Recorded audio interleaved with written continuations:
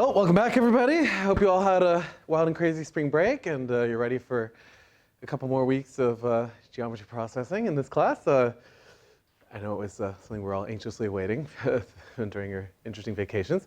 In terms of announcements and things before we get started with lecture again, I think they're basically the same announcements we make every time in class. So I posted the next homework.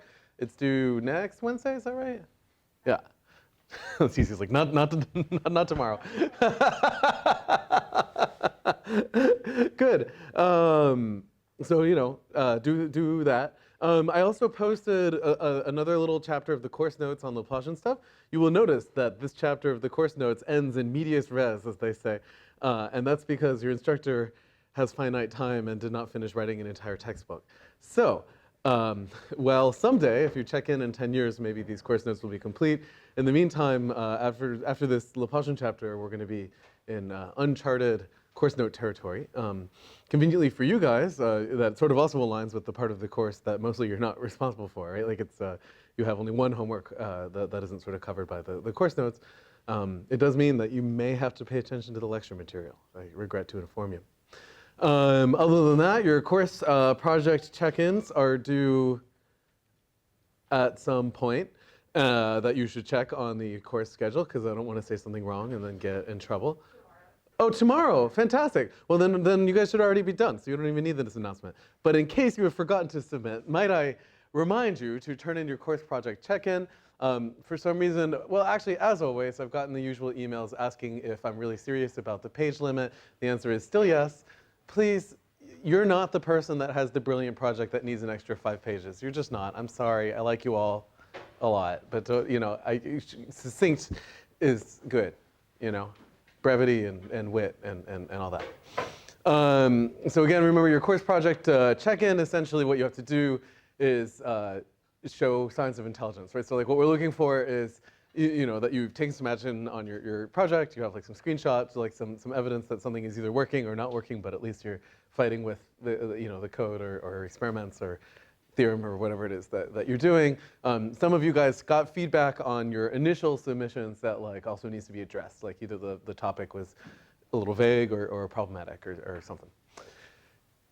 And I think that's about it in terms of administrative stuff. Any questions, comments, concerns?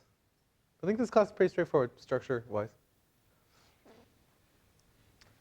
Okay, fantastic. Well, in that case, we're going to continue our story that we started last time. I know this is going to dredge up a memory that now is like 10 days old. So hopefully we all have everything memorized and stored and ready to pull back into cache, which was the story of this Laplace operator, right? And essentially, as a bit of a reminder, there were a couple themes that sort of came up, right? So we defined the Laplacian first in one dimension, remember, as the thing that takes a function in 1D and maps it to minus its second derivative. And that this thing had some like reasonable set of eigenvalues, like cosines and sines, where I guess were the eigenfunctions, the eigenvalues were like the frequencies, and that this sort of motivated looking at this kind of link between geometry and vibration frequency, sort of loosely defined as computing the eigenfunctions of the Laplace operator. Then we defined the same thing in 2D on the plane, right, by thinking of Laplacian as minus div of grad. And we justified that at the very least, if we like take a domain and we rotate it, and we rotate a function along with that domain, the value of the Laplacian doesn't change, which is good because like if we were in a universe where like rotating a drum just made a different sound, that would be a very, very creepy universe indeed. Yeah, but it would, like if you remember our Laplace operator definition, right? So it looks something like this. I always get the sign of everything wrong, but this is one way to define this thing on the plane or in Rn. From this expression, it's actually not obvious a priori that this is like rotation independent, right? And so we did a little bit of work just to make sure that that's the case. So then I left you with a problem, which I assume that you've all solved over break, because I'm going to randomly call on one of you to do it on the board in a moment. Everybody just looks straight down at their paper every time I say that, which is to show that yet another way to motivate this Laplace operator, at least in Rn, is that it's related to this variational problem. and which we can think about like interpolation. So namely, I have some function and some domain. So here my domain is like this weird, for some reason in my mind this looks like a chess piece, but I don't think it's actually a chess piece. But whatever, I've got some randomly, some random domain with some curved boundary on it. And we're gonna call that omega. And omega, I have the value of a function on the boundary of omega, and my task is to fill in the values on the inside, right? This is kind of like that cubic spline problem that we looked at like in lecture 2, right? So we have, in this case, color here is like value, right? So we have like the red-blue pattern on the boundary of this shape, and we want to put stuff on the inside in some reasonably smooth fashion. And so the bias in this course is to kind of write everything variationally, so like write everything like an optimization problem. And so our optimization problem is find me the smoothest possible function u that agrees with my prescribed data on the boundary. I'm noticing this slide contains both u's and f's, and they're the same. Sorry. Essentially, I've spliced together like 3 different people's lectures to make my own lecture, because I'm lazy. Okay, so, right, and so this energy up here, this thing is called the Dirichlet energy, right, is some notion of smoothness. And the way you can think about it is that I take the gradient of u, right, which is like its derivative, and I want that thing to be small, right, because like the smoothest possible function is constant. And what's the gradient of a constant function? 0. Thank you. Good, you're back. And so, right, so if we solve this least squares problem, then we expect that the function u that kind of interpolates the boundary data here is reasonably smooth. Now, in this class, we're not going to prove a lot of things that you should prove if you're a mathematician, right? Like, for instance, that this problem should have a solution. So we're sort of assuming implicitly here that this problem is solvable, and moreover, that the solution has a derivative, and like we can integrate by parts at will and all that kind of thing. So we're definitely acting like physicists here, and that's sort of okay. Okay, so I love that physicist is a euphemism for like people that are bad at math. But I digress. Right, so we're starting with this variational problem. We want to find the smoothest possible u that interpolates our boundary data and minimizes Dirichlet energy, and we think that this is somehow linked to the Laplacian. And we've already seen things that kind of look like this earlier in lecture, right? Like there seems to be some link between this integral of the square of the derivative and this Laplace operator, right? Okay, fantastic. So how many of us actually did this calculation at home? Ah, you're killing me. We talked about this, guys. Do I want to make one of you do it? Nah, okay, fine. All right, so, right, so let's actually do this. So in particular, we have what's going to be the machinery that we will use for showing this relationship is pretty predictable given your homework assignments, right? What are we going to have to do? Anyone? Bueller. Take the variational derivative. Thank you. Thank you. Right, so in particular, we have our region omega. There it is. Right, by the way, our notation here, like the boundary of this thing is this little partial sign omega. And we have some function that we think is the smoothest possible thing that interpolates my boundary data. Right, and so remember what we typically do. We then say, okay, that means that in particular, our function u is like a local minimum of this function e.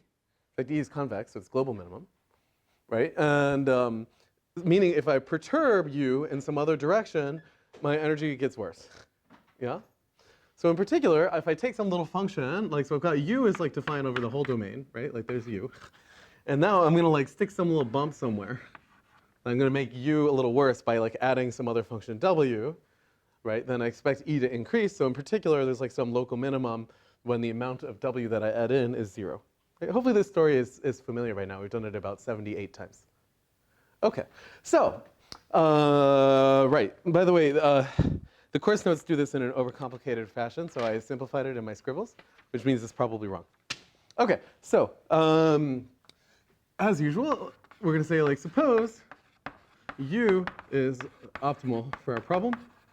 And as always in this class, we're going to assume it's differentiable, well-behaved, only drives on Sundays, so everything we need. Yep. So now we're going to perturb u, but we have to be a little bit careful when we perturb, right? Because what we don't want to do is mess up our boundary data, because then it's not like valid to talk about it being local minimum or maximum, right? Like a different thing we could do is make my boundary data easier to solve, and that could be a way to decrease Dirichlet energy, but that's cheating, right? So in particular, we're going to say take some other function, we'll call it w, which maps from omega into the real numbers. And remember, we're going to add like a little multiple of w to u. And our boundary condition here is that u is prescribed on the boundary. And that needs to be the case as we make our variation, because it needs to stay valid. So in particular, what do we know about w? That's right, it's 0 on the boundary. Thanks, Dustin. So we're going to assume that w restricted to the boundary of omega is identically equal to 0. Everybody parse this notation, by the way? I'm trying to be careful to like say it out loud as I write these things down. Okay, so what are we going to do? It's our favorite calculation. In particular, we're going to take the Gateau derivative, remember, d over dh of the d-ratio energy of u plus h times w evaluated at h equals 0, right? That's our favorite thing, because we know, because u is optimal, that this derivative should equal 0. This guy. Great. Okay, 0. All right, so as usual, we just follow our nose here, right? We don't want to do anything too exciting. So the first thing we should do is plug in the definition of E. And I'm going to remind myself, is there a 1/2 in this lecture? Yeah. So what is this thing? This is d over dh of 1/2 the integral over omega. And it's the d-ratio energy of this function, right? So remember, u is a function of x, and w is a function of x, and h is a scalar. Hopefully you're getting used to this. It's like hard the first couple times. So in particular, this is the norm of the gradient of u plus h times the gradient of w, like that, d, I guess a, or d volume, whatever you prefer. What did I use? dA. Okay? Evaluated at h equals 0. So basically, all these proofs look the same, right? I mean, like after this, what are we going to do? We're going to move our h to the interior here. Yep. And we can apply the product rule. And what are we going to get? So this will be the integral over omega of, are you going to be annoyed if I substitute h equals 0 in one step here? Can we be grown-ups about this? Okay, thanks. A thumbs up. Appreciate it. Okay, so you'll get grad u dot grad w dA. Hopefully we see how that happened, right? I differentiate this thing, right? So I'll get this dot product with the derivative with respect to h, which is grad w. But then when I evaluate h equals 0, I'm just left with the u. Cool? Okay. Now what? Stokes theorem, right. Or as I like to call it, integration by parts, because basically all of these things are just glorified integration by part. Right? Because remember like kind of the logic that we already did a bunch as a warm-up, like on your homework and lecture and so on. The strategy was to kind of isolate it as like the integral of w against something. And here we're like almost there, but there's this pesky grad in front of w, and so it would be useful to get rid of that thing, right? So our colleague here has exactly the right suggestion, which is Stokes theorem or divergence theorem or whatever you want to call it, right? There's a million different names for these things. If you can never remember these theorems, I can't either, because they all have different names for the same thing. The way that I do this in multiple variables is as follows. Essentially, all of these formulas have exactly the same structure. It's like the integral of the derivative of something against something else, dA. And then all you're going to do is kind of like move the derivative over. Right, that's plus a boundary term, right? That's like what all integration by parts is. And the reason they're different is just how do you move that derivative? So here, like, you need a scalar to come out of your integral at the end of the day, so you can kind of guess that you're going to end up with a div over here. And indeed, when you look up, divergence theorem, that's the case. You were warned in the prerequisites for this class. You got to remember all your multivariable stuff. So we're going to use it. So, in particular, what do you think? Can we do? No. Right, so we get the boundary term first. So remember how the boundary term works. It's like you got rid of the derivative you're about to move, and then you have a normal, right? So it looks like u of x grad w of x dot product the normal to the boundary dl, right? Minus the integral over omega of oh, wait a second. I wanted to do the opposite of that. I'm sorry. I wanted to move. Oh no, your instructor's a bad human. I wanted to move this derivative that way. Thanks, guys. Okay. W grad u. Sorry. Basically, you can integrate it by parts either direction. I just was doing the one that would not be helpful. Okay, because I want to get rid of the derivative in front of w. So I'm sorry, did I manage to lose all of you in that stupid mistake? Okay, right, so yeah, so now we're good. And this is the integral of w of x. And now we want to move this derivative here. We know we need a scalar, so taking gradient doesn't make sense anymore. So just kind of spiritually, you know, it has to be div of grad u of x. And you guys can go back to your favorite multivariable textbook to double check that this is what the right Stokes theorem is here. Okay? Have I lost anybody? I know that I have because I was sloppy and that always loses somebody. So if you have a question, you should tell me. You should speak now or forever hold your stuff. No? Okay. So now what? Boundary term 0. Boundary term is 0. Why is the boundary term 0? Because we said the boundary term is 0. Yeah, that's right. Yeah, so this is 0. Moreover, we have minus div of grad of u, which is the definition of the Laplace operator. Yeah? So this thing is exactly the integral over omega of w Laplace u dA. Okay? Now, from here, we do our usual sleight of hand, right? What did we show? We said take any w with no support on the boundary. And essentially, we showed for any w with no support on the boundary, the integral of w against the Laplacian of u is equal to 0.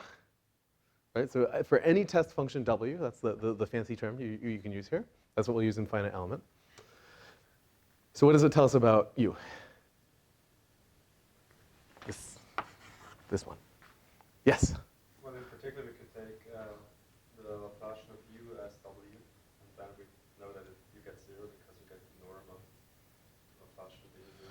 Oh. Interesting. No, you can't. It's a clever argument, but yeah, you have to be careful with the boundary term, but it's a clever idea. They disappear on the integral anyway, right? You have to be careful because you know, right? Like we use the fact that But you could take w equal to Laplace of u except on the boundary equal to 0. well, you can't say except on the boundary because that's measure 0. It doesn't make any sense mathematically. But it's an interesting argument. We'll think about that. But a different thing you could do would be sort of the same logic that we keep applying in these variational argument, right? Which is you have some function Laplace of u that you integrate against any other w as long as there's 0 on the boundary, and you get 0. So this is like a number that you can multiply with any other number and get 0. So just in particular, that implies that Laplace of u in the interior of your domain is identically 0. By the way, sometimes people notate interior with that little circle thing, like that. Okay, it's an interesting argument. I'd have to think about whether you could patch that one up. But in this case, you don't really need to because you could think of w as kind of like approaching a little delta function, that like really tightly peaked thing. In which case, it's kind of isolating the value of Laplacian at different points. Okay, this is basically the same argument we've made many times. Right? This is the same argument we made for cubic splines. It's also the same one you did on your homework for arc length stuff. It's also the same argument we did for the energy of a curve. This is a handy little tool in differential geometry. Okay, so once again, we have this kind of funny relationship that like somehow the Laplacian operator knows something about smoothness, right? That's kind of what this thing is telling us, that like, you know, there's this equivalence between this optimization problem and solving this particular PDE involving Laplacian. And we can kind of go back and forth between these. And this is what we're going to do a lot in today and next lecture. So like in the next lecture, we're going to discretize this object in a triangle mesh, and we'll see that essentially on a triangle mesh, it's quite hard to define a second derivative of a function, right? Like if I think of a function as one value per vertex of all the triangles, then like it's easy enough to linearly interpolate, but maybe you don't have two derivatives. So then maybe it's more convenient to work with the energy because it only needs one derivative. And so we're going to kind of indirectly sense the Laplacian of a function by just working with the energy value. It's a little sneaky. That's called the Galerkin finite element method, roughly. Okay, so functions that satisfy this Laplacian equals 0 property are called harmonic. They're extremely important. They show up all over mathematics, computation, physics, you name it. You look for harmonic functions, you find them. They satisfy all kinds of beautiful properties, I encourage you to crack open your favorite textbook in complex analysis or PDE to learn more. You can also think of them as like steady state of the heat equation. So like if I place heat on the boundary of omega and then I kind of let it diffuse in the interior of the domain until it reaches some distribution, that distribution will satisfy this property. In general, these functions, they're kind of nice. They don't have local optima, which is something that's useful in a lot of computer graphics and kind of interpolation style applications. And they tend to, also there's like a lot of theory out there that tells you how quickly they regress to the mean is another kind of interesting property. So like here you can kind of see what ends up happening. I have this boundary. So here, by the way, the value of u is kind of like the height. And so notice that it like kind of quickly regresses to the mean of the boundary values. And that's not by accident. But there's like very specific bounds on the rate that happens as you approach the interior of domain. In fact, there's theory out there for like higher order operator as well. There's some really cool stuff. I think. I don't know why I think that's so cool, but it's neat that people can do this stuff. Harmonic functions also satisfy kind of a neat property, which is one that we will see echoed in our Laplacian in the next lecture, which is something called the mean value property. Do we want to derive it? No, I don't. It says, let's say that I take any function that satisfies Laplace equals 0, and now I look at its restriction to like a little ball. So like I draw a little circle here. Then I can take the average value of the function on this ball. I can take the integral in that region and divide by the area of the ball, right? That's like what's being written there. And I can compare that to the value right at the center of the ball. And a really neat thing is that those are the same. So that's actually one way to define a Laplacian is the operator that has this property. So in any event, there are all kinds of beautiful things that are known about these functions. Things that satisfy Laplacian equals 0, and they're useful for like applications where you want things to be smooth, which is many. Yeah. Cool. So for one example of an early application of this in computer graphics, there's this thing, harmonic coordinates, which essentially was one of the early attempts to do barycentric interpolation. So I have some mesh, like this is some character from The Incredibles, I believe, and I surround it with like a cage. So that's like this black coarse thing outside of it. And what I'm looking for is like, as I deform the outside, essentially I want to know how the interior points deform with that cage. And so one of the ways that you can do that is you kind of understand the coordinates of the points in the interior as like harmonic functions on the boundary, and these things fit together very cleanly. And in fact, this is not the state-of-the-art barycentric coordinate method anymore. They're like singular issues. However, the state-of-the-art methods are pretty darn close. They're really not all that far off from this basic idea. Anna's looking to me like this is completely false.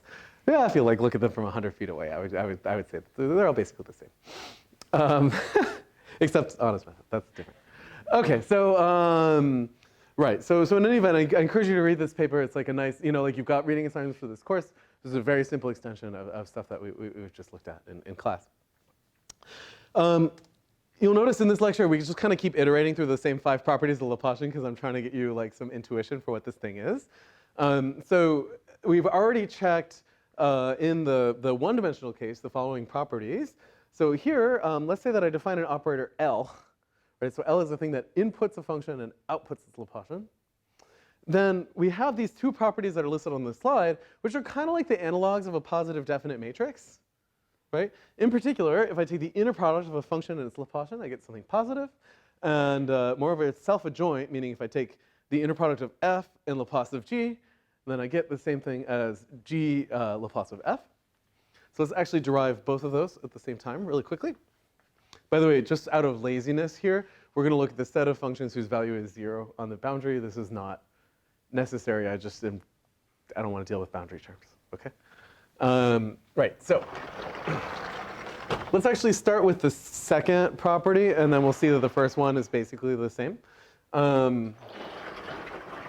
Okay, so what are we going to do? We're going to compute this inner product, f Laplace of g, like that. Yeah? So it's important not to think here. Uh-oh. Laplace of that? Oh. No. Oh, never mind, sorry. this one. Oh, okay. Not that it's going to matter, because the whole point is that it goes both ways.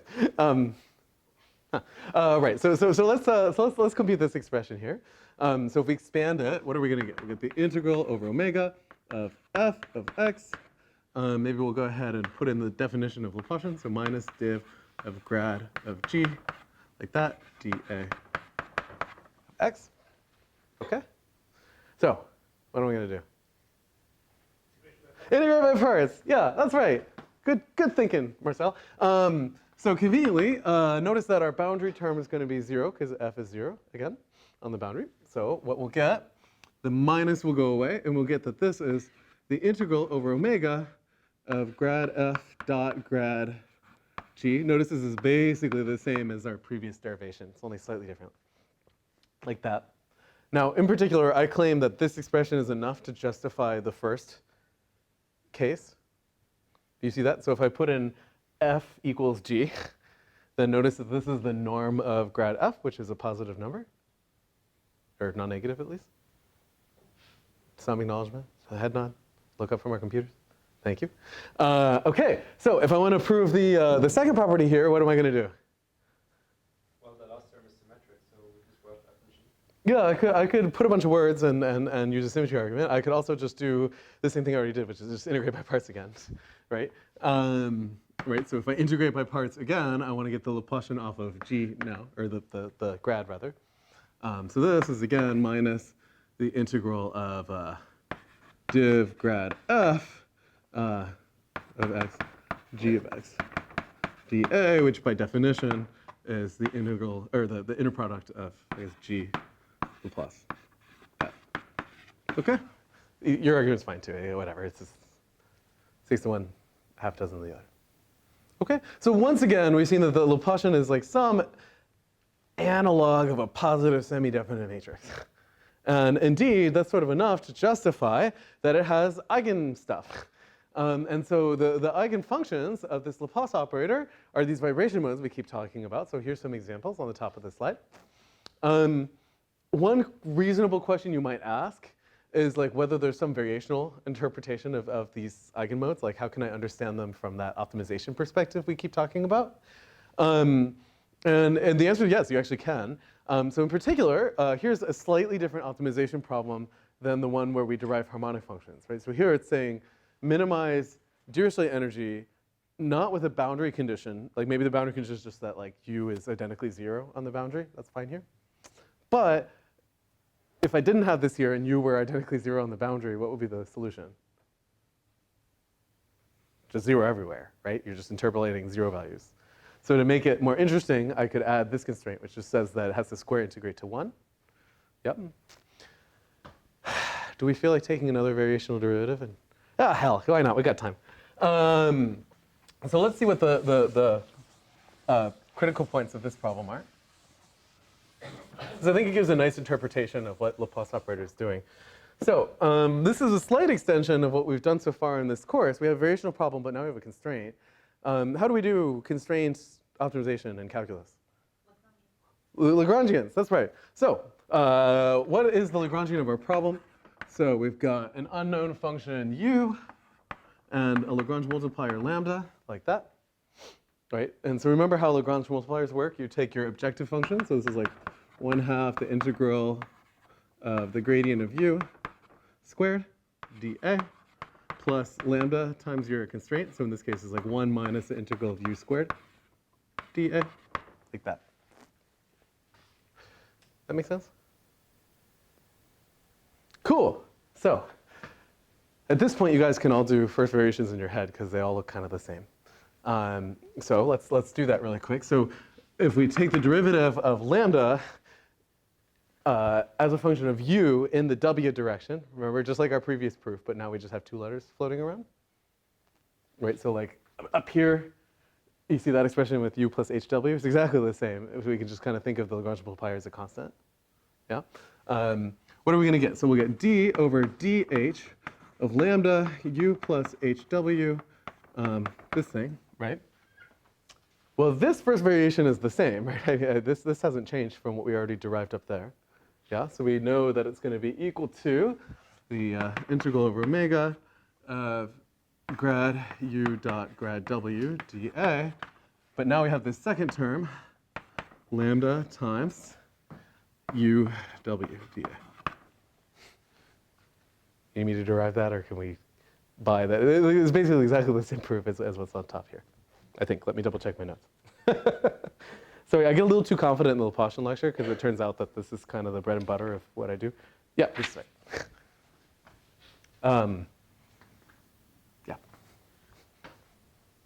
There should be a factor of 2. Is there a factor of 2 in the second one? I was afraid of that.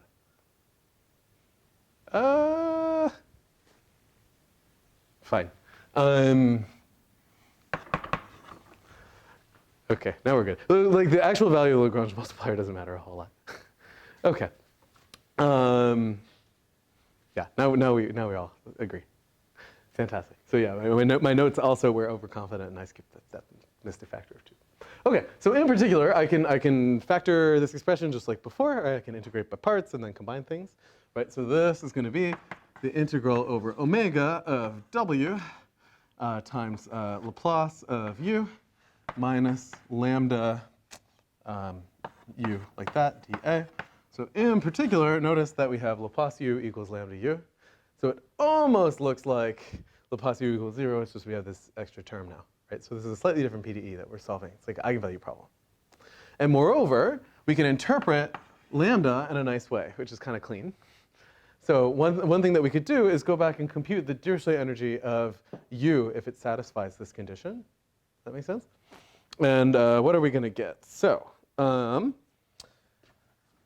that case, we'll have 1/2 the integral over omega of the gradient of u squared dA, like that, right? And remember, like by the expression that we've now written down 1,000 times, this is the same as the integral of u times, sorry, too small. U times Laplacian u dA, right? That's our integration by parts argument for the 85th time. And conveniently for us, what do we know? What is this equal to? Lambda u, right? So this is really lambda over 2 integral of u squared. And what is this quantity? 1, just by definition, right? So this is really lambda over 2. Now, why did we just do the same like little proof for like the 65th time? Well, what did this tell us? So first of all, what is this optimization problem kind of saying? It's saying, like, look for smooth and non-trivial functions u, right? And so essentially what we've shown is that that corresponds to the eigenvalue problem for the Laplace operator, right? Moreover, the eigenvalue is interpretable. Do you see that? Because basically what we showed is the eigenvalue is basically up to a factor of 2 that I probably got wrong, just the Dirichlet energy of the corresponding eigenfunction. So in other words, like if you're a low eigenvalue, like close to 0, then you expect your function to be really smooth. And as you go up in eigenvalue, they become less and less smooth. And if we take a look at this picture, notice that's exactly what's going on, right? Like the very first eigenfunction here is like just one blob in the middle of the domain. And as I go in increasing eigenvalue order, I get like sort of more and more high frequencies. So the same as the picture we drew in 1D as well. Does that make sense? Isn't this pretty? This is such nice stuff. I like this stuff. Okay, so there's a lot known about these eigenvalues, of course, because basically everything about the Laplace operator has been studied the bejesus out of. The most famous property of eigenvalues of the Laplacian is something called Weyl's law, which is basically telling you the number of eigenvalues of the Laplacian that are less than or equal to a given lambda. So like, think about it as like some kind of distributional result, saying like, I want to know how many eigenvalues are below some bound as a function of that bound, right? And essentially what Weyl's law says is that like you can kind of figure that out based on dimensionality, right? That like the way that this thing depends on lambda sort of it looks like, you know, dimension over 2. Yeah. This is actually a useful property in practice because you discretize your Laplace operator. One way to kind of check if it's behaving reasonably is like if the distribution of eigenvalues kind of looks like, you know, what you might expect from Weyl's law. Unfortunately, there is a bit of interface between theory and practice there, because eventually the eigenvalues look more like the fact that you use the triangle mesh than the fact that you're solving a geometry problem. So then they start to cluster again, sort of in the opposite direction. There's an interesting phenomenon there. In fact, if you go over to the universe of random matrix theory, which is very distant from what we're doing in this course, you'll see very similar results that have to do with the like Laplace eigenvalue of a randomly generated matrix. And there, the distributional results are very different. They look like, the most famous one is something called a semicircle law, which says that like the distribution of eigenvalues of a random graph under a very simple model, I think Erdős-Renyi, kind of look like a semicircle over some domain. In any event, basically the high-level point here is that like there's a lot known about the sequence of eigenvalues that you get from a Laplace operator, and you can kind of look at them, for example, and guess like what is the dimensionality of my manifold, right, based on like how quickly they diverge or something like that. Yeah. Any questions so far? Because we're about to step sideways in a very different direction. Yes. So these are like the partials of the drama, essentially? Yeah, that's exactly right. We'll see a picture of that toward the end, actually, on a violin. Okay, by the way, just one side note. For those of you looking to use the Laplacian in practice, we often think of it as a useful tool for interpolation problems, right? And so like, I have data prescribed at some points, and then I want to find like a smooth function in between that agrees with your data. Something you should know from PDE theory. Notice in all of our proofs, I don't know how you couldn't have noticed, we integrated by parts a lot. The implicit assumption there, when you integrate by parts, is that the boundary is sort of one dimension less than the size of your manifold, right? And so in computer science, I think oftentimes we think of interpolation problems as like, I have a function known at a few points, and I want to prescribe it everywhere else, or like fill it in everywhere else. And that problem is actually ill-posed in this formulation, because that integration by parts doesn't make any sense. There's a phrase that hasn't stopped computer scientists from doing that anyway. And in fact, a lot of the early models for semi-supervised learning were doing precisely that. That's not to say that these people were uneducated, it's just like they didn't really understand that there was a relationship between the continuum model underneath what they were doing and like, the thing they came up with discretely. But what you end up with is something called a tentpole artifact, which is exactly what you're looking at here. So yet another way to understand solutions of harmonic equation is that they're kind of like these tents, like they're trying to like pull a piece of elastic over your constraints in some sense. And unfortunately, if you have a point constraint, then you end up with like this like very pointy thing in your function here. And actually one thing that you can show is as your tent pole goes to 0 in radius, the pointiness of this function, it becomes worse and worse and worse and worse. It like regresses to the mean.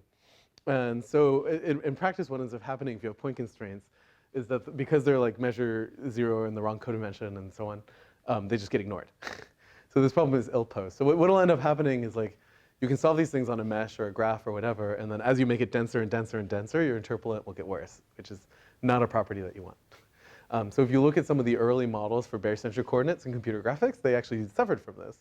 And then because of that, they ended up going back and like introducing all these smoothing operations. It's just kind of a funny interaction between PDE theory and practice. Like, they didn't quite know what was going on, but they did know something was broken. Actually, my second paper as a grad student also had this problem for a different PDE using something called killing operator. And we had all kinds of tricks for like smoothing out the solution, which looking back, we shouldn't have done. But such is life.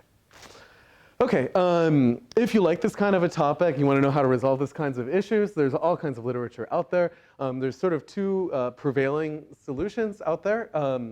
One of which is to replace the Laplacian with a higher order operator, which kind of corresponds to like not minimizing Dirichlet energy, but minimizing like the integral of some other higher derivative squared, right? And then it turns out that you can actually sort of add point constraints possibly, or some like more flexible things at the boundary.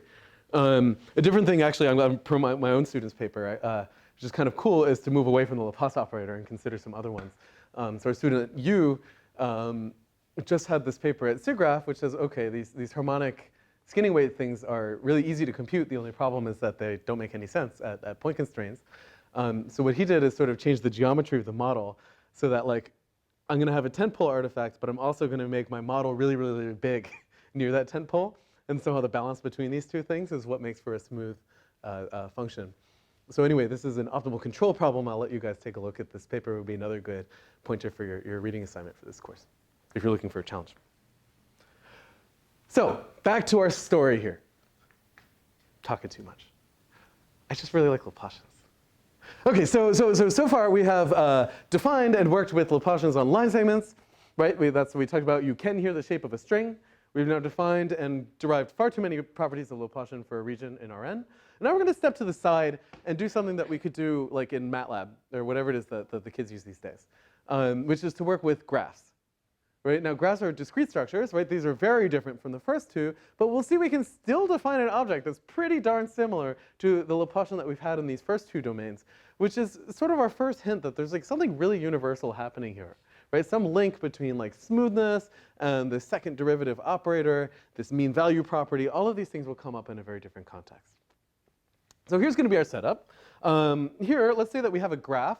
And when I say a graph, I mean a bunch of nodes and edges. We'll have an unweighted graph. There's a weighted version out there. It's just I'm lazy. Okay? And we can think of a function on a graph as just an assignment of one value per vertex of our graph. Okay, so like we've got some structure with some connectivity. And moreover, we have one value per vertex of this thing. And now the kind of interesting thing is, so far, when we define Laplacian, we've kind of defined it as the sum of second derivatives, and then double-checked that this object is the same, somehow related to Dirichlet energy. Here, we can do the opposite of that. So in particular, I think it's not super clear. I mean, it certainly took mathematicians a few decades to like come up with like, well, what's a reasonable Laplace operator for these things? We'll see it's not terribly complicated. But I think we can all agree on like a pretty reasonable notion of like what is Dirichlet energy of a function on a graph. So like let's say I give you a function on a graph. Remember that's like an assignment of one number per vertex, and I ask you like how could I measure its smoothness? Like how would you go about that? Yeah. Yeah, that sounds like a reasonable thing. So like let me see if I can fill in some details of Anna's idea here, which is absolutely brilliant. So here's our approach. So I have some function on a graph. So let's invent a graph really quick. Maybe we'll use the one on the slides. I think it was this. So probably we'd all agree that the smoothest possible function on a graph is the one that's just a constant on every vertex. But if we wanted to implement Anna's idea, what might we do? Well, let's say I have some value per vertex. I don't know, 5, 7, -1, 2. Give me a number. 9. Thank you. Thank you. 0. You know, and I want to know how non-smooth this thing is. I might look at every edge and subtract the values on the two endpoints. So maybe I even just orient every edge kind of arbitrarily. So I have like 9 minus 2 is 7. Thank you. 0 minus 2 is -2. I don't know. 2 minus -1 is 3. 3. Almost fell for it. 5 minus -1 is 6. And -1 minus 7 is -8. Hopefully I did that right. So I could take all these values now per edge. I could square them and sum them up. And this is a reasonable measure of smoothness. We all agree? Cool. So what did I do? In some sense, I took a value per vertex and I transformed that to a value per edge. And so I can define a matrix that does this. In particular, I can define a matrix which is kind of edges by vertices with the following property, right? That for a given edge, I'm going to take every edge and just order it, like arbitrarily. It doesn't actually matter what direction. And I'm going to say, okay, -1 if I'm at the butt of the edge, right? So if the edge is maybe equal to, I don't know, VW. 1 if the edge is equal to WV, and then 0 otherwise. So hopefully you all agree that like if I think of F as one value per vertex, right? And I take this vector and I multiply it by D, so I get dF, which is now one value per edge, like that. So that's exactly like these numbers that I've kind of decorated here. Do we see how that I've translated that into a matrix? Cool. Notice I used the letter D, right? Sounds awfully ominous, right? So D can be differencing or derivative, right? Because there really is some notion of derivative along the edges of your graph. Yeah? Everybody agree with me so far? I don't think I've done anything too frightening. So in that case, let's say that I want to have some notion of Dirichlet energy, right? Like I want some E for my function f, and now when I say f, a function, it's really just a vector of numbers, right? Well, a reasonable thing to do is to just take all of these quantities here and just sum them all together, right? Square them and sum them all up, yeah? And notice that that's exactly maybe 1/2. I forget if there's a 1/2 in the slides. Oh no, there's not. It's okay. Everything in this class is up to a factor of 2. The norm of dF squared. Right? So hopefully I'll agree. This is like kind of a reasonable analog of Dirichlet energy. Yeah. Again, everything in the slides is up to a factor of 2. My apologies. If I wanted to be parallel to the first part of the lecture, there should be a 1/2 there. Okay? Now, we did all these integration by parts arguments before. And what we're going to see is that they're much easier here. So in particular, I can take this square of a vector, and remember that like a vector squared is the same as like vector transpose times itself, right? So what is this expression? This is 1/2 d, 1/2 f transpose d transpose d f, like that. Yeah. And I'm going to do integration by parts. Done. So in particular, this is really 1/2 the dot product between f and d transpose df, like that. Right? That's what we just showed. So this object then, if we kind of squint at all this like integration by parts we were doing before, right? What did we show? We showed that like the Laplacian, right? There's sort of 2 ways to use the Laplacian. We can do the inner product of the gradient in itself to get Dirichlet energy, or the inner product of the function and some linear operator applied to the function. So in other words, this object d transpose d is a pretty reasonable placeholder for Laplacian of a function on a graph. Does that make sense? Isn't that neat? Like this is so much cleaner in the finite case than like we don't need integration by parts. We don't need boundary condition. Nothing. There are versions of this that have boundary conditions and try to attempt to even define tangent spaces and so on. There's a really bizarre paper out there by Jonathan something whose last name I forgot that even defines like a whole exterior calculus on graphs, which is kind of fun to read. I don't think that ended up going too far in terms of academia, but it's kind of interesting to see that you get the same operators. I don't think we'll work it out here, but you can actually work out a formula for the elements of L easily enough. I mean, we have a formula for D, right? So if you multiply D by itself, or by its transpose rather, what you get is the following matrix, which is 1 everywhere where vertices are adjacent, and then minus the degree along the diagonal. Okay? So at the end of the day, this is a very easy matrix to work with. By the way, I should note here, there are many graph Laplacians out there. This is one. This is the one that I think is easiest to understand from perspective of the lecture we're giving today. There are other ones where like maybe you want the diagonal of this thing to be all 1, so maybe you'd like scale the rows or the columns in a particular fashion. They all behave very similarly and are used in different applications. But this is the one that I think is easiest to interpret. And notice that like if I gave you this formula, it would not obviously be positive definite, but by this derivation, it most certainly is, or positive semi-definite. Yeah. Everybody with me so far? Isn't this neat? Like this, we got a Laplacian in like 30 seconds. It's so much easier than in Rn. Right. So this is what people typically call the unweighted graph Laplacian. And of course, this is symmetric positive definite matrix. So that spectral theorem that we quoted at the beginning of last lecture applies directly. Like we didn't have to squint at this one. Yeah. In particular, we can ask questions like, what is the smallest eigenvalue and eigenvector of graph Laplacian? Anybody happen to know the name of this thing? Also the name of a famous conductor from the 30s? Nah. This is called the Fiedler vector of your graph. Or in other communities, sometimes they call this the algebraic connectivity, but that's not nearly as cute. So the Fiedler vector has a lot of really interesting properties.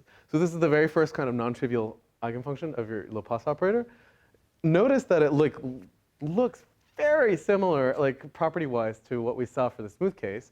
Namely, does this thing have local optima, like in the sense to like evaluate a vertex that's somehow like bigger or smaller than all of its neighbors? No, that's not by accident. So, for example, one thing that we will see later in this course when we talk about segmentation is a very common algorithm for like segmenting a domain into 2 parts. So like, let's say I want to do graph clustering, is to compute the Fiedler vector and then just cut off positive versus negative. And notice like what that would do on this dumbbell shape here, right? It would just cut the left from the right. And that's not a mistake. That's we'll see that that's actually a convex, well, It's not convex, but a non-convex relaxation of a particular graph clustering problem. So this is used a lot in like graph partitioning and other places, and it also has a lot of similar properties to what we saw in the smooth case. So as one example, let's say that now I do need a boundary condition. So let's say that I have a vector of values and its Laplacian is 0 at a given vertex. Notice if it's 0 everywhere, it's not a very interesting function, but like, you know, maybe I like mark a few points as the boundary and then solve Laplace equals 0 everywhere else. This is called a harmonic function, also on the graph. Remember our definition of Laplacian, right? It kind of takes a value at a vertex and subtracts off the sum of the values on all its neighbors, right? So if this thing is equal to 0, notice that it actually satisfies that mean value property again, right? That like a harmonic function on a graph has the property that if I take the value on any vertex is equal to the average of its neighbors. Yeah. Isn't that neat? So like all the smooth properties kind of carry through. In fact, there's a really beautiful textbook. It's my master's degree. My assignment was to read this book and then write a book report on it because I had a lame master's degree. And I highly encourage you to read this thing because it's so fun. Like essentially what they do is they have like PDE theory over here. They go through all the properties of like Laplacians, and then they just show there's like an analogy to each of those for the graph Laplacian, and that they tend to be a lot easier to work with. And this is like really deep. It's not just the superficial stuff we're doing here. And moreover, there are combinatorial theorems about the graph Laplacian that link this stuff not just to smooth PDE on the one side, but like graph theory on the other. So a very famous result is Kirchhoff? Do we have a German person in the room? What he said. Their theorem, where if I take a graph, I could count all of the number of spanning trees. Remember a spanning tree, how many spanning trees are in this graph? One, because it is a tree. But like generically speaking, if I have a graph, a spanning tree is like a subset of edges that touches all the vertices and has no cycle, right? Then you can count the number of spanning trees in a graph by taking the determinant of the Laplace operator, basically. It's kind of surprising that you can do that, entirely non-obvious. I think this is a really beautiful theorem because it makes no sense in the smooth case. This is something that only works in discrete case. So there's this really cool interface where there's like all this interesting combinatorial stuff you can do with the Laplacian over there on a graph. There's all this fancy differential geometry stuff you can do over there. And then there's like kind of this overlap in between of some stuff. And anyway, it's a really beautiful area out there. This is called spectral graph theory. This Fan Chung book is just fantastic. It's a good place to look. I think I had it on my shelf and one of my students took it. So sorry, you'll have to find it in the library. So we can also ask very analogous questions to what we asked in the smooth domain. Namely, remember we started by motivating this lecture by can you hear the shape of a drum? You could ask the same thing here. Like if I give you a graph and I say like this graph is on 1, 2, 3, 4, 5, 6, 7, 8 vertices, can I hear the shape of a graph? So in other words, I give you the eigenvalues of L, there exist two graphs that have that same set of eigenvalues. By the way, it's not obvious because here like maybe you assume all the edge weights are 1, so there's like a combinatorial aspect. Yeah? This was also an unsolved problem for some time. But there are some famous examples of isospectral graphs. So here's a pair. These are called enneahedra. They're very simple. These things have the same eigenvalues. I believe a student in this class actually tried this in MATLAB and then came back and told me that's not actually true. And the reason is that the graphs that are isospectral depend on what definition of L you use. I believe for any reasonable Laplacian there exists isospectral pairs. But if I recall, this is the one where you like have to normalize the rows or something like that. But in any event, you cannot hear the shape of a graph. There exist graphs that have the same spectra. But once again, they're very rare. And so this is a very common thing. Like if I have a data set of graphs, think about like a molecular data set. And I want to do retrieval. Like I want to find like what are all the molecules that are similar to this one. A very common algorithm would be to compute the list of eigenvalues of each of the graphs in this case, and then find the ones whose eigenvalues are kind of similar. Does that make sense? This is a way to featureize a graph. I guess another way to put it. Okay. Yes. What is the that is a great question. What is the complexity of the? Well, so there's the search part of it, which is just whatever the complexity of searching a list of points. So it's certainly less than order n. But the easier part is, or the harder part rather, is what is the computational complexity of computing eigenvalues of a matrix? And the answer is that that's a really hard question to answer. In particular, we tend to use numerical algorithms for computing eigenvalues. So if you want to know, like, you have to define that problem very carefully, because it could be if you think about it, the eigenvalue problem is an algebraic one, right? It's like finding roots of a very specific polynomial. And you don't expect to be able to write those exactly in your number system on your computer. So you have to ask the question a little bit differently, which is like, what is the complexity of finding a list of eigenvalues within epsilon of the true list? And how many bits do I need to represent such an object? There is theory out there, but it's messy. Yeah. I believe the easiest way you do it is you use eigenvalue iteration, and you can kind of like do some bookkeeping there to figure out, like, every time I multiply by my matrix, how many bits have I added to my number. But it's no fun, and it's one of these areas that I think we all try to avoid. But in practice, for matrices of size 1,000 or less, this is a very common thing and extremely efficient. That much I can tell you. Okay. In fact, these days, like libraries like PyTorch even let you like differentiate through that calculation, which is kind of fun. So finally, I have left myself not enough time to define the object we actually care about, which is the Laplace operator associated to a manifold. Right? So far, what have we done? We've done Laplacians in basically flat regions, like line intervals and parts of the plane, right? That's what we did here. Then we kind of stepped sideways onto graphs, just to give you some intuition for, like, there are all kinds of weird structures out there that have Laplace-like operators, and that they might be used for kind of similar application. In this class, many of you are interested in sort of geometry processing style application. So you have a curved domain, like a surface, and now the space of functions is a little different, right? So like, let's say I have my 3D bunny here. There he is. Then now, when I think about functions, they don't exist on all of R3, right? They just exist on this little tiny thin slice of R3, namely, you know, the surface. So I can't define Laplacian the way that I did before, right? Like, it doesn't make sense to do it in 3D.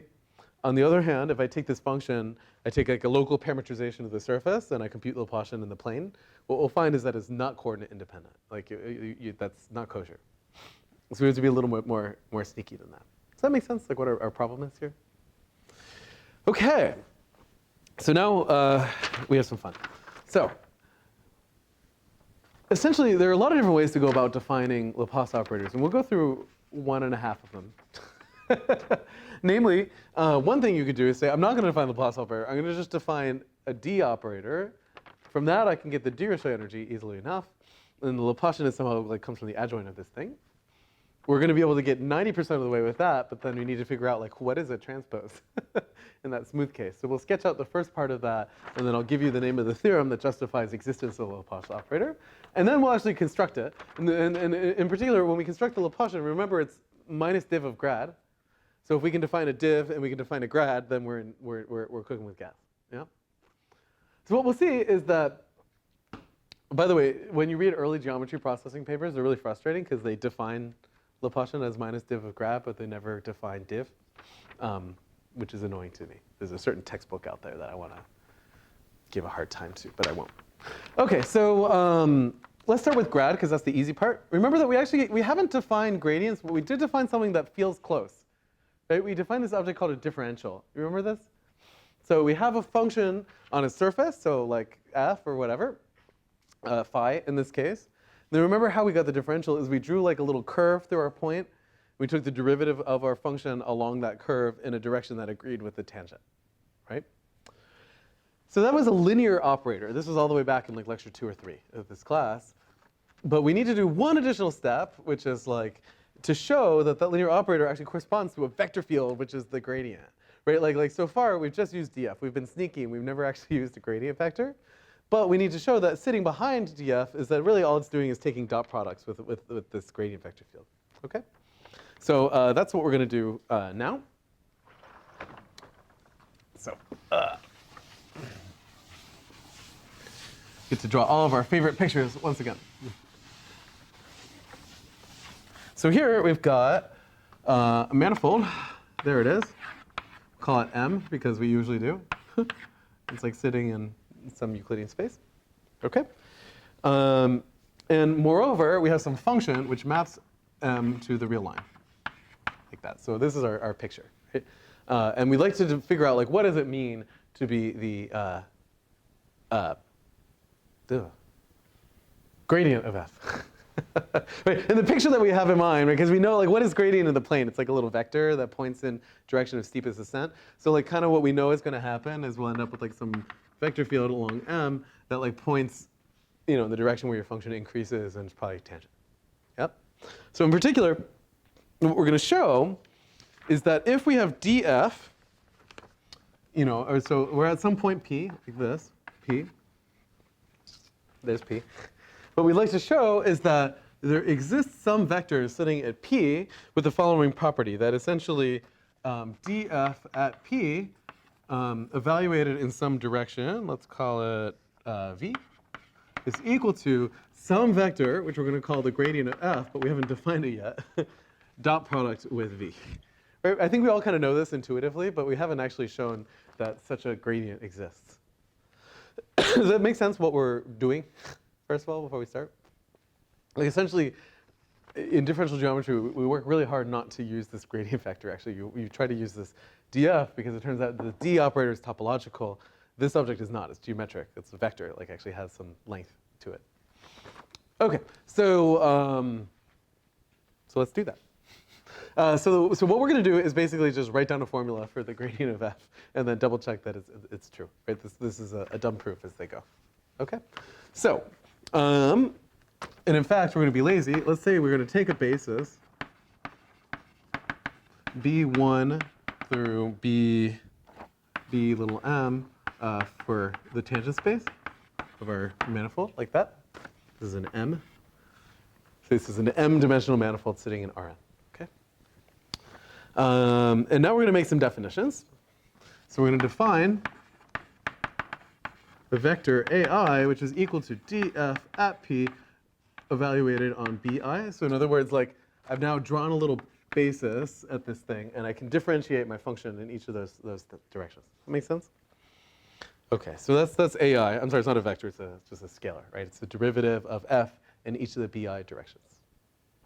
Okay, and moreover, we can define a matrix G lower I lower j, which is going to be the dot product between bi and bj. Okay, so we have this little basis on the tangent plane, and now we have the dot products between each of our basis vectors, and moreover, we have the derivative of f in each of those basis directions. And we're going to assemble all this stuff into a formula for the gradient. Okay? Is everybody with me so far? Okay. We're now going to introduce some annoying notation from differential geometry, which is, we'll say that the inverse matrix G to the minus 1. So G here is like an m by m matrix. We can only do this because our manifold is it's immersed in some space. We're going to say has elements G upper ij. This is standard notation in differential geometry. So like essentially when you invert a matrix, you switch from lower to upper indices. Okay. One way to see that is that somehow when you've done this, you're like messing with the metric, which is what's raising and lowering indices, if that means anything to you. Okay, so here's what we're going to do. We are going to claim that a vector is the gradient, and then we're going to check that this relationship is true, right? So here's going to be our gradient vector. We're going to define x, which is going to be a lower I g upper ij bj. Remember our Einstein notation? This is implicitly summed over I and j, right? Remember now, b here is a vector, right? These two things are scalars, so x overall is a vector. Is this notation parse? I feel like it's important every once in a while to annoy you with Einstein notation, just because I can. Okay, so we want to check that x is the gradient of f. In other words, it satisfies this property here. So what are we going to do? Well, we'll just do the usual kind of toucan-Sam thing and just check that this relationship is true. Okay, so we'll start on the right-hand side and work our way left. Okay, so if we take just an arbitrary vector v, then I can look at the inner product, the dot product between x and v, like that. Right, so we're going to start on the right-hand side. And what is this thing? Well, so we have a definition for x. It's a lower I, g, I, j, b lower j, dot product with v. And maybe we write v in the b coordinates again. So I can just write that this is Oh no, my indices are not agreeing. That's fine. I'm going to start disagreeing with my notes, so you should catch my bad indices, which are going to happen momentarily. Okay, so this is maybe V upper K, B lower K. Okay? Everybody see what we've done here? Now, this dot product itself is another sum, right? So in particular, let's see, this is a scalar, this is a scalar, this is a scalar. What's left is the dot product between bj and bk, like that. Okay. And moreover, we want to sum over all the indices here, right? So at the end of the day, let's see if I can manage to get this right. So we've got, sorry, I'm going to glance at my notes.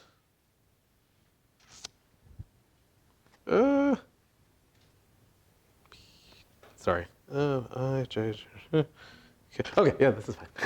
Okay, right, so let's pull out all the scalars. So we get A, I, B, lower j, G, upper I, j, V, upper k, and now I have Bj dot Bk, but by definition, that's our matrix G, right? So this is really G, J, K. Does that make sense? Okay, I'll hot and bothered here. Okay, so notice that I have two G's. There's one here and there's one here. And they're basically inverses of each other, right? And notice that they're contracted with a shared index J here. This is just matrix multiply. So this is the product of G inverse and G, the element of that IK. Does that make sense?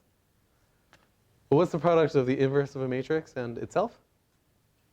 The identity, right? So really, this product here is equal to 0 when I is not equal to k, and 1 when I is equal to k, right? So we can get rid of these two things, and moreover, anytime we see an I or a k, we can just replace them with the same letter. Yeah? So this is going to be A lower I, B lower j, V upper I, like that. That make sense? Okay. And now because oh,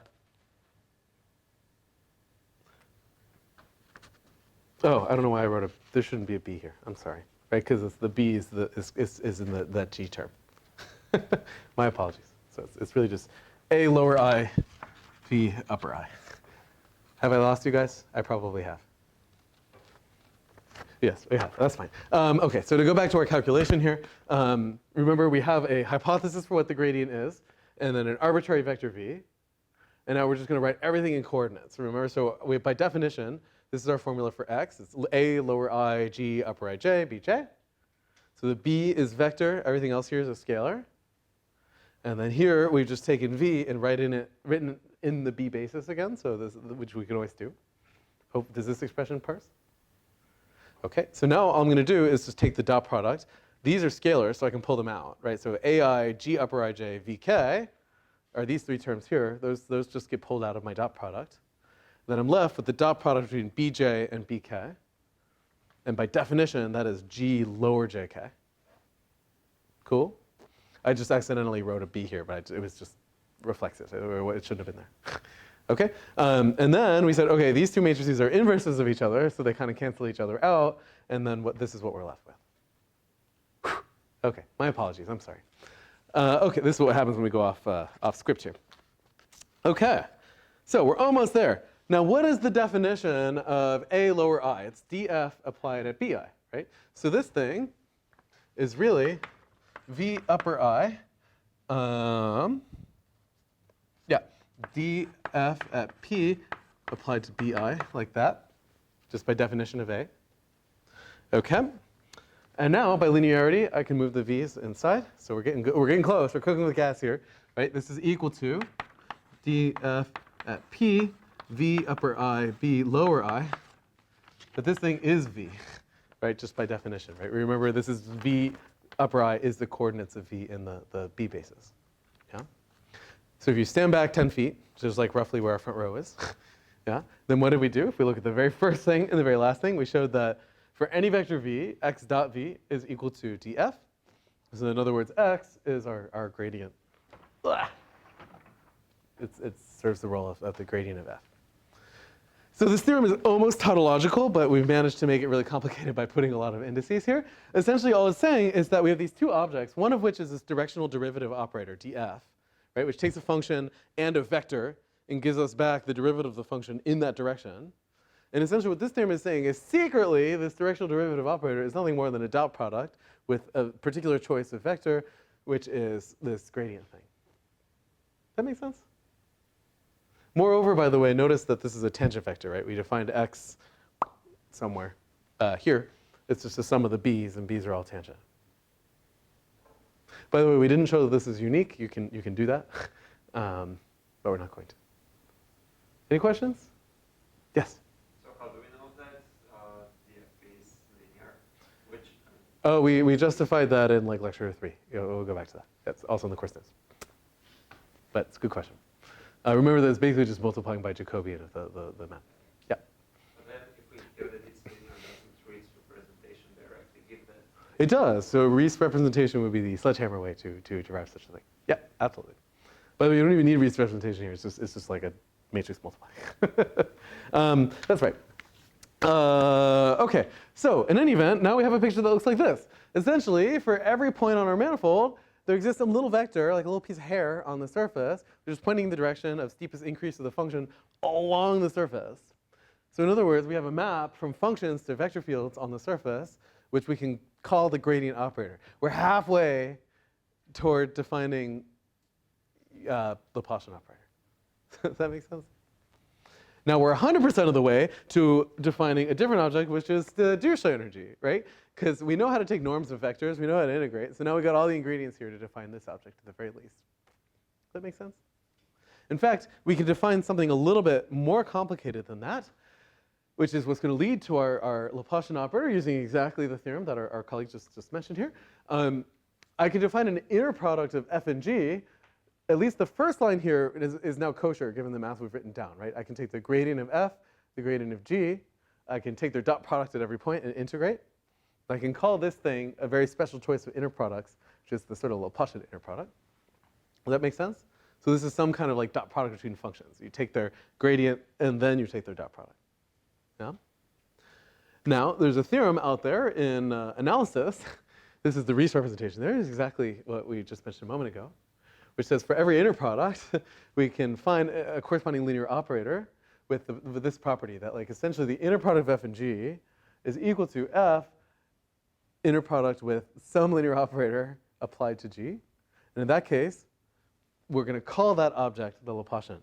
Notice in our discrete case, that was just parentheses. Like, so the discrete version of, what's it called? The Rees representation theorem is extremely simple. It's like, okay, well, if I have some inner product f and g, which is really just df dot dg, this is of course f dot d transpose dg, like that, just by parenthesizing.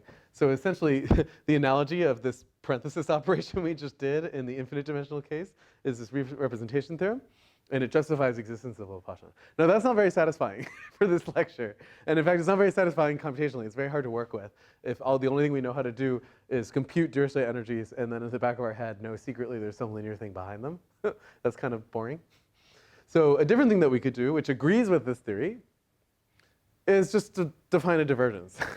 Right? And then define Laplacian as minus div of grad, just as we've done here, and then just double check that it still satisfies the same relationship. Divergence is actually much trickier to define than gradient on a surface. You have to be quite careful with how you do it. So remember, like, what is divergence in Rn? It's like the sum of partial derivatives in different directions. But now we have to make sure, like, what choice of basis do we do on the surface? Does it matter? Do they need to be orthogonal? Like, what's going on, right? So here's a reasonable definition of divergence, where here we'll take the div of a vector field. This is a tangent vector per point on our manifold. And we'll take an orthonormal basis E. It has to be orthonormal, so they have to be unit vectors, and they have to be orthogonal to one another. And now you can basically do what we did before, right? Notice that this is just like our divergence formula. Like, it's sort of the ith component of the directional derivative summed up over all the i's.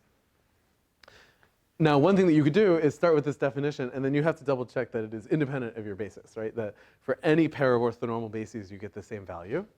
And that's absolutely true. In the course notes, we actually have a different way of deriving it. I'm like looking at my clock. I can draw you a picture of what goes on in the course notes, and then you can read. I have it printed out here because I'm tempted to go through it, but I don't think I want to. There's also a little YouTube clip that I can share that goes through this proof. If you want a better intuition than this nasty formula, because this doesn't look very pretty, right? Like this is not super useful for like thinking of what is divergence.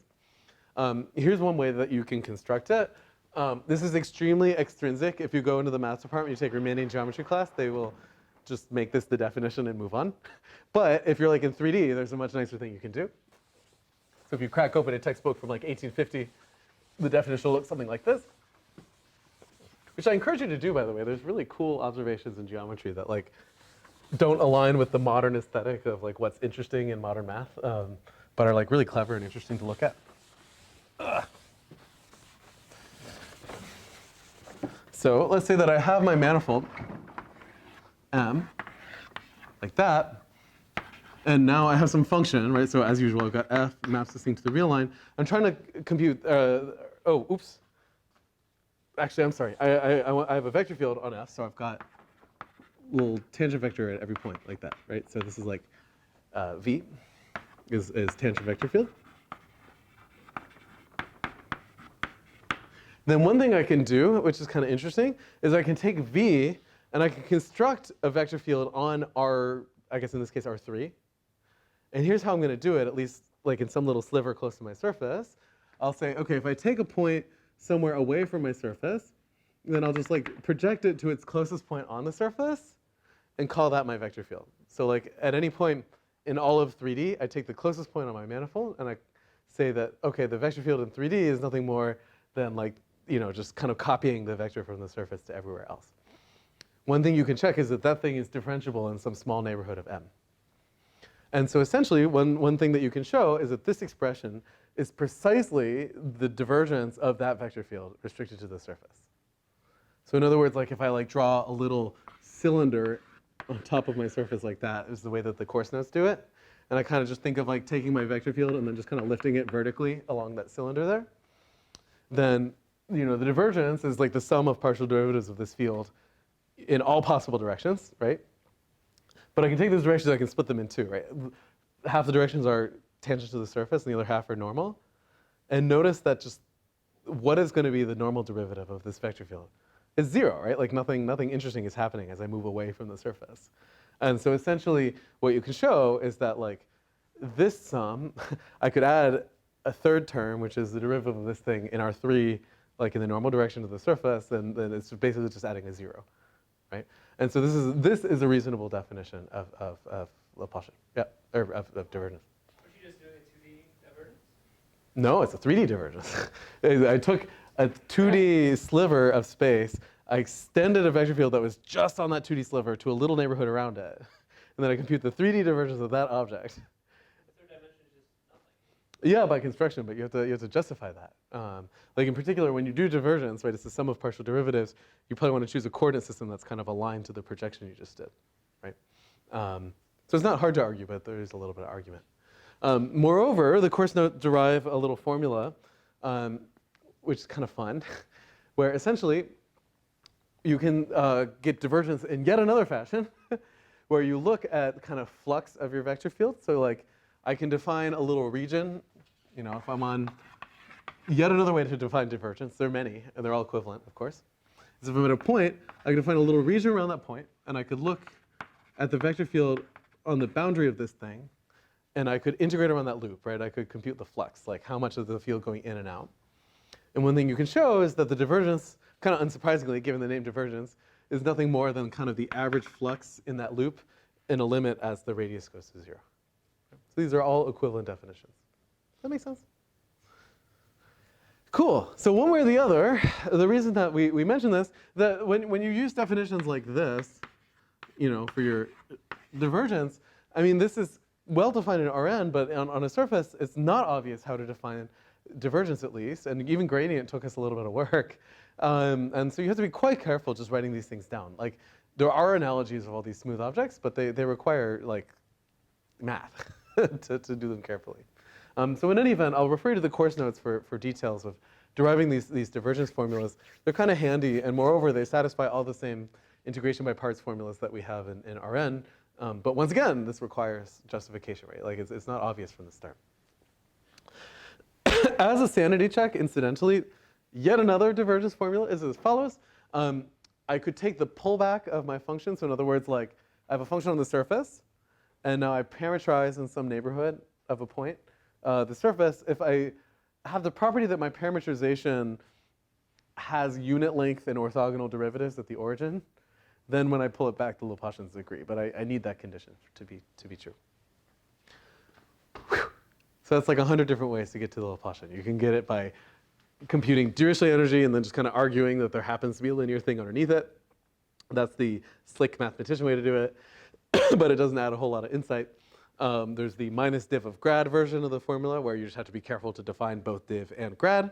Or you can do it this way, which is the sort of lazy parameterization way, where you say like, well, I'm just going to use divergence in the plane, which is our inclination. I just have to be very careful to choose a parameterization that's orthonormal. Yeah.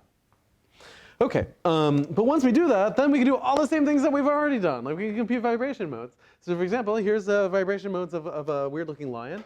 Once again, these functions look awfully like, feeler vector, right? Like the very first one has, in this case, only 2 local optima. Sort of topologically, you have to have local optima in this case. And moreover, as you increase in eigenvalue, you get higher and higher frequencies, which is unsurprising. There's a really fun physical experiment that people have for computing these things, which is as follows.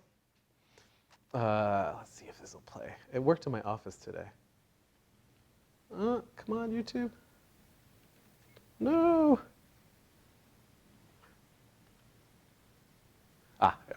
That's going to play an ad. But okay, so here's a basic experiment. This is called a Chladni plate. So what they'll do is you've got some, like in this case, just a circular plate, and they put sand on it, like that. And now, they play an audio signal nearby, or equivalently, they just vibrate the plate at a particular frequency. It's not creepy at all. By the way, I think the Boston, like the Science Museum, has one of these you can play with. I will offer you a vanishing amount of extra credit if you manage to pull this experiment off at home. And now, essentially, what will happen is, as the audio signal hits the different vibration frequencies of this plate, the sand will actually concentrate at at what we call the nodal lines of the Laplace eigenfunctions. So the nodal lines are the places where I solve like, Laplace f equals lambda f. And then this is showing me where all the zeros are. Do you know, like, why is it the nodal lines specifically for this experiment? Do you have a good intuition for that? Because there experiences no force. That's right. So the plate is vibrating up and down, but the places where it's not vibrating are the places where the nodal lines. And that's why you see these cool patterns. What's really neat is as they change the frequency, the sand kind of displaces a bit.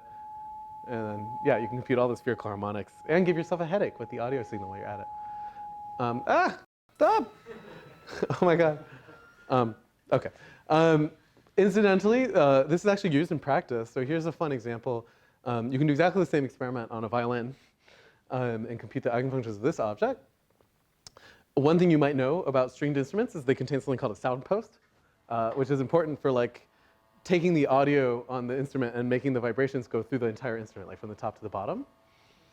And if you think about it, the best place to place the sound post on your violin is right on sort of the nodal domain of Laplacian, because otherwise what will happen over time is that you can like really damage the instrument and you're muting some of the vibration frequencies, right? You want to put it in a place where it can vibrate freely without affecting the tones that the instrument is making.